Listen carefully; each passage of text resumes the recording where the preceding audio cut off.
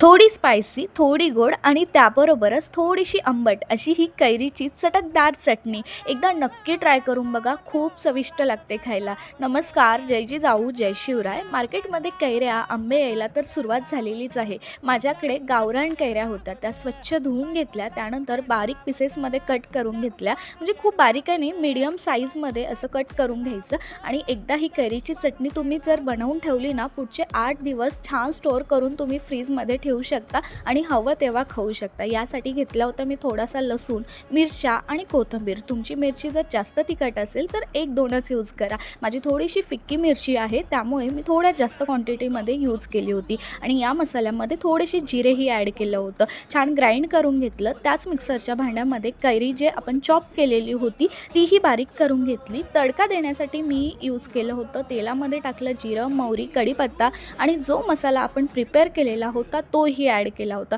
छान होऊ दिला. त्यानंतर त्यामध्ये थोडीशी हळद, धनेपूड टाकली होती. तुम्हाला जर तिखट हवं असेल अजून तर तुम्ही थोडंसं तिखटही ॲड करू शकता. कैरीची जी पेस्ट बनवली होती आपण ती ॲड केली. त्यानंतर चवीनुसार मीठ ॲड केलं. छान होऊ दिलं. एक 5 ते 10 मिनटं होऊ दिलं. त्यानंतर मी थोडीशी साखर ॲड केली होती. साखर ऑप्शनल आहे. नक्की ट्राय करा. चला भेटूया नेक्स्ट व्लॉगमध्ये. बाय.